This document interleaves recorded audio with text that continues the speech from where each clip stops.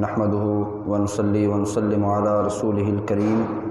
اما بعد فاعوذ بالله من الشيطان الرجيم بسم الله الرحمن الرحيم سبحان الذي اسرى بعبده ليلا من المسجد الحرام الى المسجد الاقصى الذي باركنا حوله لنريه من آياتنا انه هو السميع البصير آمنت بالله صدق الله مولانا العظيم وصدق رسوله النبي الكريم الأمين إن الله وملائكته يصلون على النبي يا أيها الذين آمنوا صلوا عليه وسلموا تسليما۔ درود شریف بآواز بلند پڑھیے، اللهم صل على سيدنا ومولانا محمد مبارک وسلم صلاة وسلاما عليك يا سيدي يا رسول الله وعلى آلك واصحابك يا سيدي يا حبيب الله۔ حمد و صلاۃ کے بعد جمعۃ المبارک کی مقدس بادب حاضری اللہ تعالیٰ اپنی بارگاہ میں قبول فرمائے۔ آج کے جمعۃ المبارک میں سرکار دو عالم صلی اللہ علیہ وسلم کے اس عظیم معجزے کا ذکر خیر کہ اللہ تعالیٰ نے کسی اور نبی کو یہ معجزہ اور یہ مقام اور مرتبہ نہیں عطا فرمایا جو معجزہ معراج سرکار دو عالم صلی اللہ علیہ وسلم کو اللہ تعالیٰ نے عطا فرمایا ہے۔ پہلی بات تو یہ ہے، اہل سنت کا عقیدہ واقعہ معراج کے متعلق کیا ہے، اور دوسری بات یہ ہے کہ اس وقت کہ جب کلمہ پڑھنے والا بھی کوئی نہیں تھا، سرکار دو عالم صلی اللہ علیہ وسلم نے جب اپنے واقعہ معراج کی خبر لوگوں کو دی تو لوگوں کے حالات اس وقت کیا تھے۔ اہل سنت کا عقیدہ یہ ہے کہ معراج مبارک میں کے 3 مراحل ہیں، مسجد حرام سے لے کر مسجد اقصی تک کا سفر، اور مسجد اقصی سے لے کر آسمانوں کی سیر، اور پھر سدرۃ المنتہا سے اوپر لامکان تک رب تعالیٰ کا دیدار اور ذات اقدس کے ساتھ گفتگو اور وہاں کے انعام و اکرامات۔ یہ جو مسجد حرام سے لے کر مسجد اقصی تک کا سفر ہے، اس سفر کا ذکر قرآن مجید فرقان حمید سے ثابت ہے، جو میں نے آیت مبارکہ آپ احباب کے سامنے تلاوت کی، سورہ بنی اسرائیل کی پہلی آیت مبارکہ 15ویں سپارے کی پہلی آیت مبارکہ۔ تو حضور صلی اللہ علیہ وسلم کا زمینی سفر یہ قرآن پاک سے ثابت ہے، اور جو حضور صلی اللہ علیہ وسلم کے اس سفر معراج کا انکار کرے وہ تو مطلقاً کافر ہے، کیونکہ قرآن پاک کی آیات مبارکہ کا وہ انکار کرنے والا ہے۔ حضور صلی اللہ علیہ وسلم کی سفر کا دوسرا مرحلہ مسجد اقصی سے آسمانوں کی سیر، یہ جو سفر ہے یہ احادیث مشہورہ سے ثابت ہے، اور احادیث مشہورہ کا انکار کرنے والا فاسق کہلاتا ہے۔ اور آسمانوں سے اوپر پھر لامکان تک کا جو سفر ہے، یہ سفر خبر احاد سے ثابت ہے،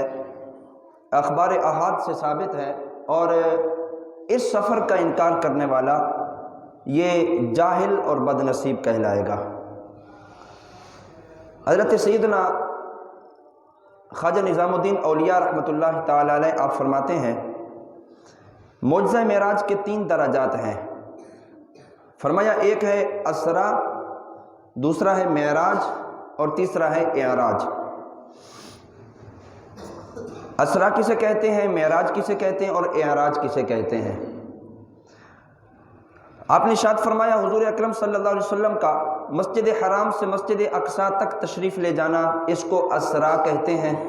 جس کو اللہ تعالیٰ نے بیان فرمایا سبحان الذی اسرا، پاک ہے وہ ذات جس نے سیر کرائی۔ اور اس کے بعد ہے معراج۔ معراج کے متعلق خواجہ نظام الدین اولیاء رحمۃ اللہ تعالی علیہ آپ فرماتے ہیں مسجد اقصی سے لے کر جو آسمانوں تک کا سفر ہے اس کو معراج کہتے ہیں، اور تیسرا درجہ ہے اعراج کا۔ خواجہ نظام الدین اولیاء رحمۃ اللہ تعالی علیہ فرماتے ہیں آسمانوں سے پھر قاب قوسین او ادنا تک کے یہ جتنے بھی منازل ہیں اور جتنے بھی مراتب ہیں ان کو اعراج کہا جاتا ہے۔ اور سرکار دو عالم نور مجسم صلی اللہ تعالی علیہ وسلم نے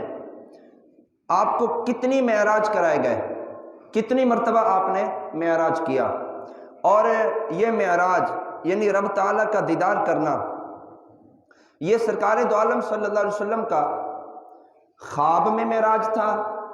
یا عالم بیداری میں تھا؟ خواب میں تھا تو اس کی حقیقت کیا ہے، اور عالم بیداری میں تھا تو اس کی حقیقت کیا ہے؟ اس کے متعلق محدثین نے بیان فرمایا، جن میں حضرت شاہ عبدالحق محدث دہلوی رحمۃ اللہ تعالی علیہ آپ سر فہرست ہیں، آپ نے مدارج النبوہ کے اندر ارشاد فرمایا، اور اسی طرح تفسیر روح البیان کے اندر علامہ اسماعیل حقی رحمۃ اللہ تعالی علیہ آپ نے بھی بیان فرمایا ہے، اور سیرت حلبیہ کے اندر اور بھی کثیر کتب سیر کے اندر یہ بات موجود ہے۔ سرکار دو عالم نور مجسم صلی اللہ تعالی علیہ وسلم کو 34 مرتبہ معراج ہوا۔ کتنی مرتبہ؟ 34 مرتبہ معراج ہوا۔ ان 34 مرتبہ جو معراج ہوا ان میں ایک دفعہ معراج عالم بیداری میں ہوا، اور باقی 33 مرتبہ معراج سرکار دو عالم صلی اللہ علیہ وسلم کو خواب میں ہوا ہے۔ تو ایک مرتبہ عالم بیداری کا معراج، اس کو تقریباً محدثین نے اور مفسرین نے لکھا ہے، اور کتب سیر کے اندر یہ بات موجود ہے، کیونکہ دیکھیں خواب کا کوئی انکار نہیں کرتا۔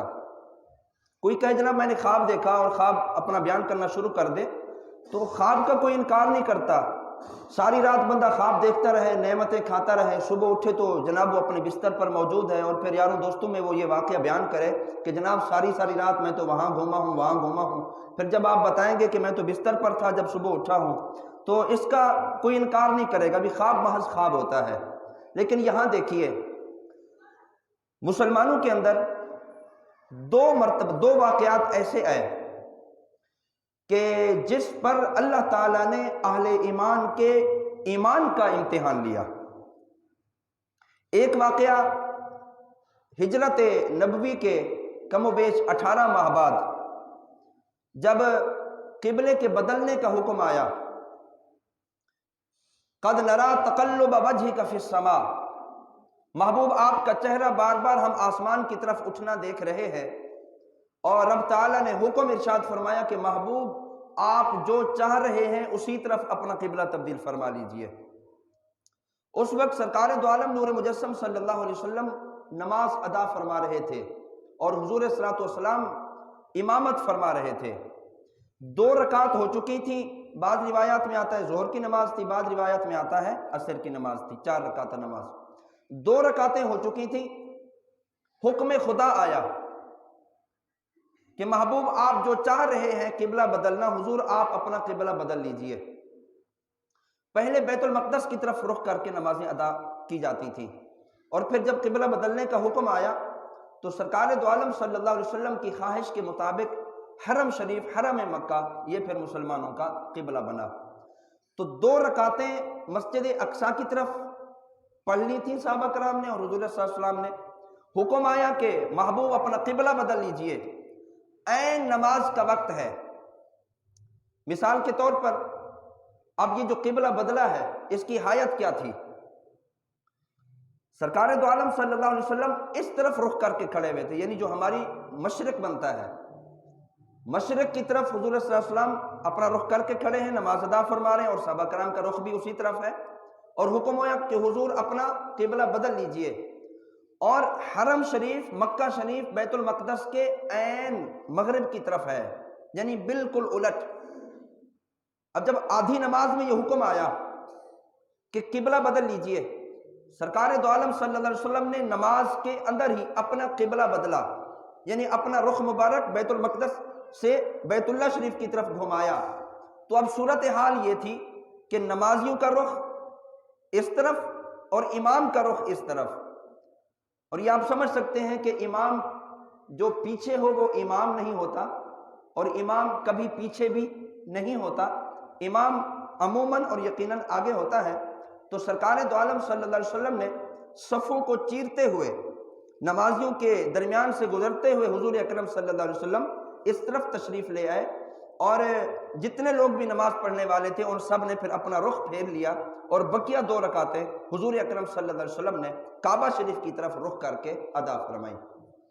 اب یہاں پر کچھ طبقات بن گئے۔ کچھ لوگ تو وہ تھے جو آنکھیں بند کر کے امام الانبیاء صلی اللہ تعالی وسلم کی اتباع کرنے والے تھے۔ کچھ لوگ چونو چرا والے تھے، مختلف اعتراضات ان کے ذہن میں اٹھے، ارے یہ کیا ہو گیا، 2 رکعتیں ادھر 2 رکعتیں ادھر۔ آج کے دور میں ہمارے ہاں ایسے لوگ موجود ہیں کہ جو دین کے معاملے میں بھی تھوڑی بہت نرمی بھی نہیں رکھتے، اگرچہ خود دین سے واقف نہیں ہیں، اور دین داروں پر خصوصاً اٹیک کرنے کی کوشش کرتے ہیں کہ جناب ان کے تو بولنے کا مزاج ایسا ہے، ان کے تو کھڑے ہونے کا مزاج ایسا ہے، ان کے تو جناب کپڑے ایسے ہوتے ہیں اور یہ چلتے ایسے ہیں، حالانکہ ان کا کوئی لینا دینا ان سے نہیں ہوتا۔ نماز تک کا آپ کا تعلق ہے، دینداری تک کا آپ کا تعلق ہے، بس اپنے تعلق کو اپنے حدود تک آپ محدود رکھیں۔ دیکھیں اس وقت کیا عالم تھا، امام الانبیاء صلی اللہ علیہ وسلم نماز ادا فرما رہے ہیں، عین قبلہ بدلا۔ کچھ لوگ تو وہ تھے بھی جیسے حضور نے کر دیا ہم نے اسی طرح کرنا ہے، یعنی عشق مصطفیٰ اتنا کوٹ کوٹ کے بھرا ہوا تھا۔ اور جو لوگ تھے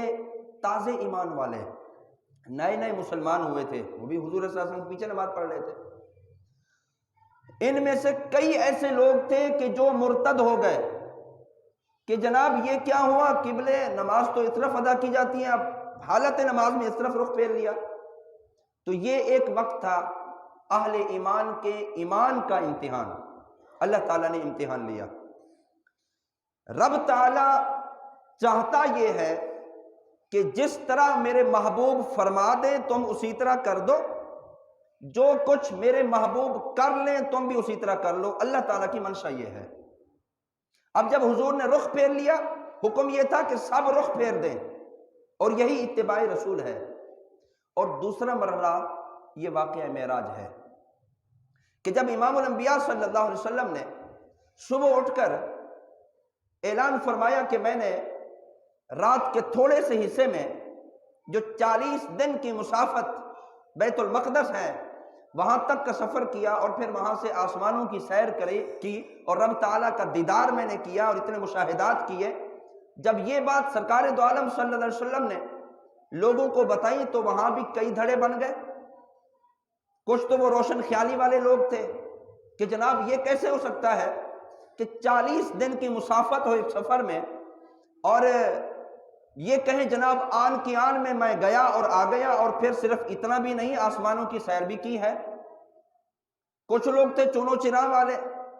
اور وہاں پر بھی کئی ایسے لوگ تھے جو نئے نئے ایمان لائے تھے، جن کی عقل میں یہ بات نہیں آئی کہ یہ کیسے ہو گیا اور کیوں کر ہوا۔ اور کچھ لوگ تھے عشق والے کہ جب پیغام ملا بارگاہ مصطفیٰ سے کہ سرکار دو عالم صلی اللہ علیہ وسلم نے فرما دیا، ابو جہل اینڈ کمپنی اپنے جب لوگوں کو لے کر سیدنا صدیق اکبر رضی اللہ تعالیٰ عنہ کے پاس گئے اور جا کر کہا کہ جناب جن کا تم نے کلمہ پڑھا ہے، جنہیں تم نبی مانتے ہو، دیکھیے تمہارے دوست نے کیا کہہ دیا۔ جی جناب کیا کہہ دیا؟ تو کہنے لگے جناب وہ کہتے ہیں آنے واحد میں نے بیت المقدس بھی گیا اور آسمانوں کی سیر بھی کی اور پھر زمین پر بھی آ گئے،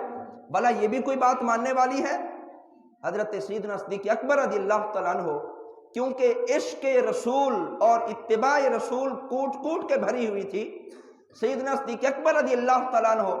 آپ فرماتے ہیں اگر یہ بات کوئی اور کرتا تو میں کبھی نہ مانتا، اگر یہ بات نبی رحمت صلی اللہ تعالی وسلم نے کر دی ہے تو جس طرح حضور اکرم صلی اللہ علیہ وسلم نے ہمیں جنت اور دوزخ کے حالات و واقعات بتائے ہیں، سرکار دو عالم صلی اللہ علیہ وسلم نے فرمایا اللہ ایک ہے، بغیر دیکھے ہم نے مان لیا۔ حضور صلی اللہ علیہ وسلم نے فرمایا میں تمہارا نبی ہوں، ہم نے مان لیا۔ حضور صلی اللہ علیہ وسلم فرماتے ہیں قرآن اللہ کا کلام ہے، ہم نے مان لیا۔ جس طرح وہ سب چیزیں ہم نے تسلیم کی اور مان لیا، یہ معراج کا واقعہ سرکار دو عالم صلی اللہ علیہ وسلم نے اگر بیان فرمایا ہے تو سر تسلیم خم کرتے ہوئے میں اس کو قبول کرتا ہوں، تصدیق کرتا ہوں۔ تو حضرت سیدنا صدیق اکبر رضی اللہ تعالیٰ عنہ نے بابانگ دہل واقعہ معراج کی تصدیق کی اور کوئی اعتراض نہیں کیا، اور ابو جہل اینڈ کمپنی کہ جن کے ذہنوں میں روشن خیالی تھی اور فقط سرکار دو عالم صلی اللہ علیہ وسلم کی ذات اقدس پر اعتراض کرنا، یہ جناب ان کا مطمع نظر ہوا کرتا تھا، اور ہر لمحہ ہر لحظہ دین کے دشمن اور سرکار دو عالم صلی اللہ علیہ وسلم کی ذات اقدس کے دشمن بنے رہتے تھے، انہوں نے اس واقعے کی تصدیق نہیں کی۔ اور پھر وہاں کیا ہوا کہ وہاں بھی کئی ایسے لوگ تھے کہ جو مرتد ہو گئے کہ جناب یہ کیسے ہو گیا کہ آنے واحد میں کوئی سیر کرے۔ اور یہاں آپ یہ بات ذہن نشین رکھیں، معجزہ کسے کہتے ہیں؟ معجزہ کسے کہتے ہیں؟ ایسا خرق عادت عمل جو انسان کی عقل سوچنے پر مجبور ہو جائے اور عقل میں وہ بات ہی نہ آئے کہ جناب یہ بھی ہو سکتا ہے، کیا ایسے بھی ہو سکتا ہے، کیا انگلیوں سے بھی بھلا پانی کے چشمے نکلے، کیا جناب چند لوگوں کا کھانا اور 20 صحابہ کرام کھا جائیں، یہ بھی ہو سکتا ہے، کیا جناب یہ چاند کے 2 ٹکڑے بھی بھلا کسی کے اشارے سے ہو سکتے ہیں؟ یہ ایسی باتیں ہیں عقل میں آنے والی نہیں ہیں، اور معجزہ کہتے بھی اسے ہیں جو چیز عام انسان کے عقل میں نہ آ سکے اسے معجزہ کہتے ہیں۔ یعنی جو اللہ کے نبی کا مرتبہ اور مقام ہے، جہاں عام انسان کی سوچ کی انتہا ہوتی ہے وہاں مراتب نبوت کی ابتدا ہوتی ہے۔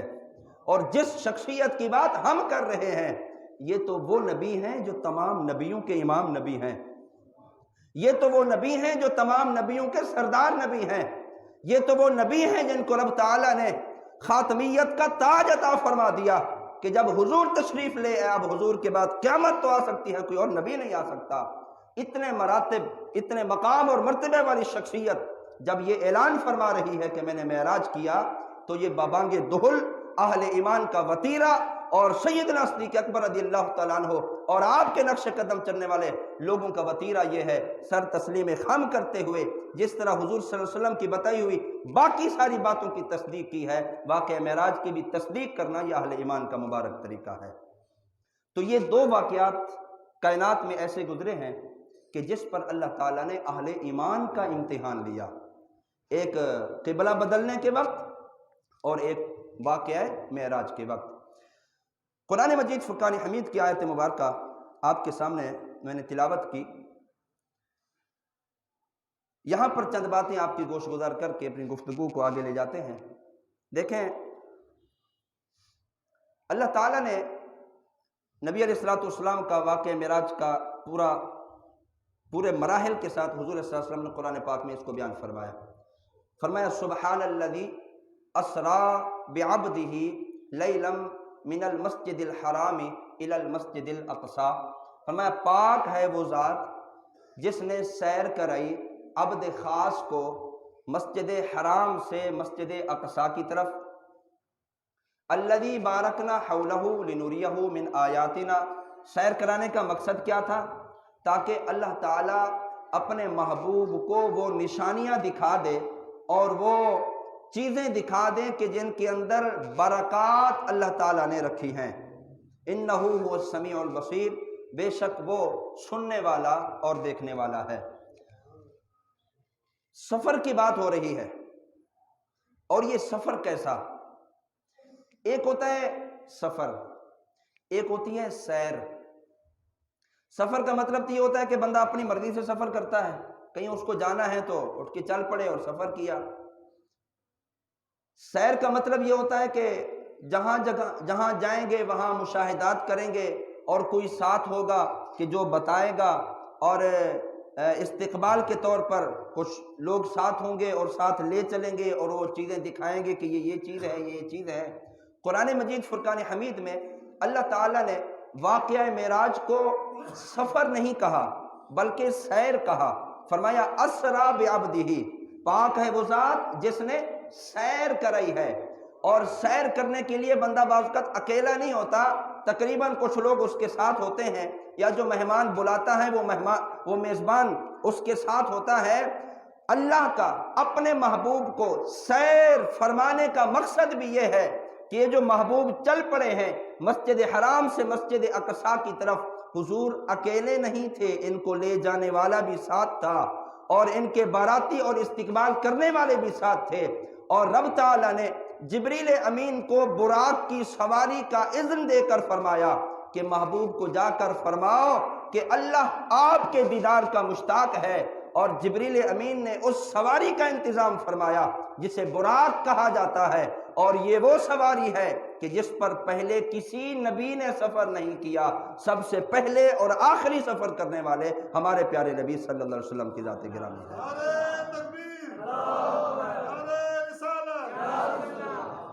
دیکھیں بندہ سفر کرتا ہے، اب کرائی سیر مطلقاً بات سفر کی ہوتی ہے، اب سفر پر ہی میں آپ کو چند باتیں سمجھاتا ہوں اس آیت مبارکہ کی روشنی میں۔ دیکھیں سفر یا تو بندہ خود کرتا ہے یا پھر کوئی اسے بلاتا ہے، سفر کراتا ہے، یہ دو چیزیں ہوتی ہیں۔ اب یہاں جس سفر کی بات ہو رہی ہے، ہم قرآن سے پوچھتے ہیں اے قرآن تو بتا، سرکار دو عالم صلی اللہ علیہ وسلم کا یہ جو سفر معراج ہے کیا حضور نے خود کیا یا کسی اور نے کرایا؟ میرا اللہ قرآن میں ارشاد فرماتا ہے سبحان الذی، محبوب نے خود سفر نہیں کیا بلکہ ہم نے اسے سفر اور سیر کرائی ہے۔ اور اگلی بات، سفر کرایا کس نے؟ سفر کیا کس نے؟ سفر کی ابتدا کہاں سے تھی؟ سفر کی انتہا کہاں تک تھی؟ سفر کا ایک وقت ہوتا ہے بھی رات کو سفر کیا یا دن کو کیا ہے، سفر کتنی دیر کا ہوا، اور پھر سفر کے مقاصد ہوتے ہیں بھی سفر کرنے کا مقصد کیا تھا، آپ نے سفر کیوں کیا ہے۔ تو اسی ایک ہی آیت مبارکہ میں اللہ تعالیٰ نے ان تمام چیزوں کے بارے میں آگاہی فرما دی، فرمایا میرے محبوب نے اکیلے سفر نہیں کیا بلکہ سبحان الذی اسرا،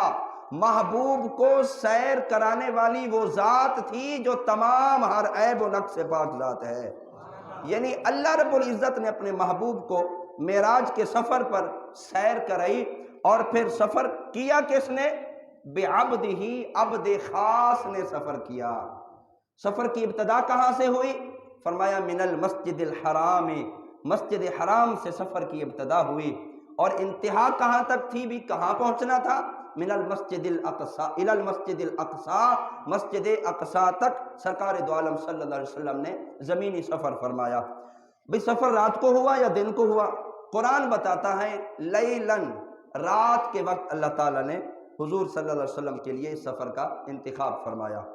اور سفر کتنی دیر میں ہوا؟ قرآن مجید فرقان حمید آپ پڑھتے ہیں، قرآن پاک کے بعد کا لفظ کے آخر میں تنوین ہوتی ہے، دو زبر دو زیر دو پیش۔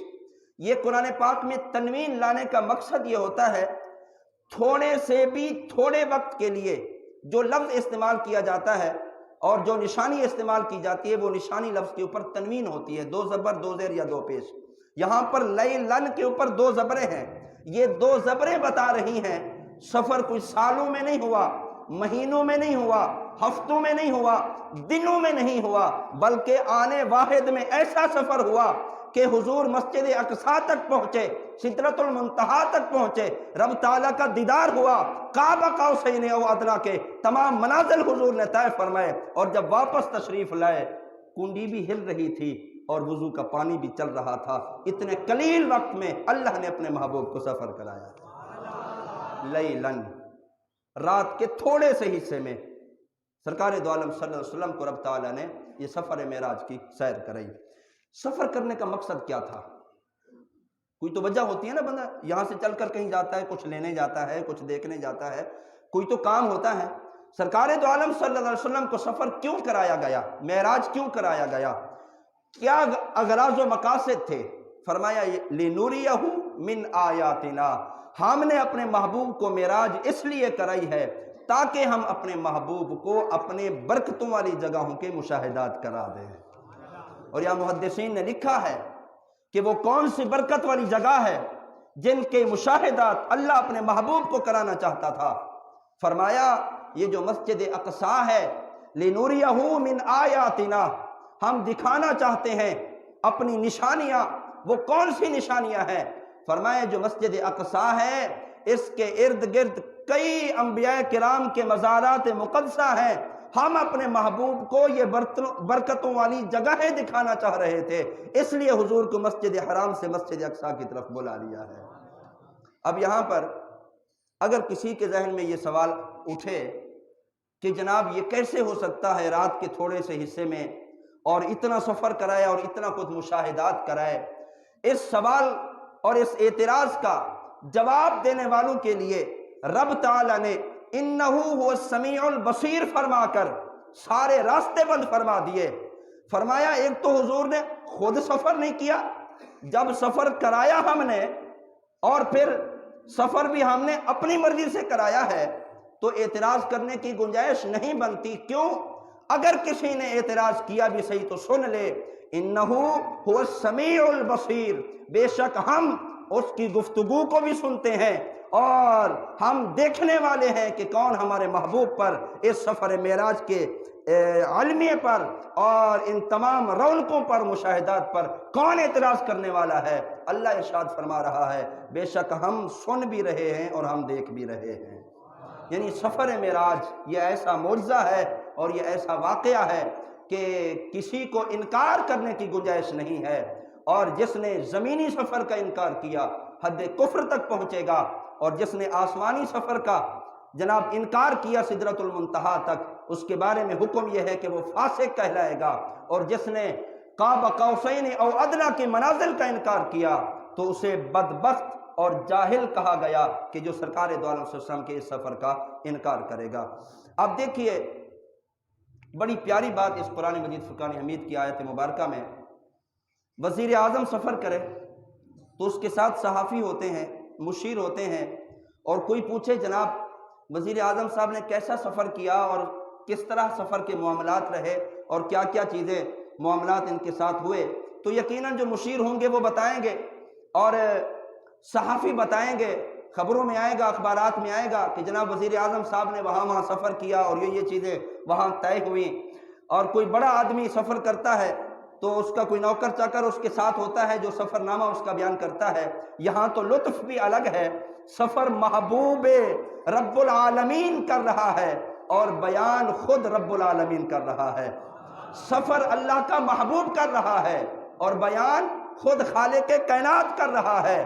اگر ماتحت سفر بیان کرے شاید مبالغہ آرائی کر جائے، لیکن رب تعالیٰ کی ذات پر کون اعتراض کر سکتا ہے؟ اگر اعتراض کی گنجائش بھی ہوئی تو سن لو، اللہ نے پہلے فرما دیا سبحان الذی اسرا، ہر نقص و عیب سے پاک ہے وہ ذات جس نے اپنے محبوب کو سیر کرا دی ہے۔ سفر کا لطف یہ ہے کہ سفر حضور کر رہے ہیں اور سفر نامہ میرا رب بیان کر رہا ہے، اور یقیناً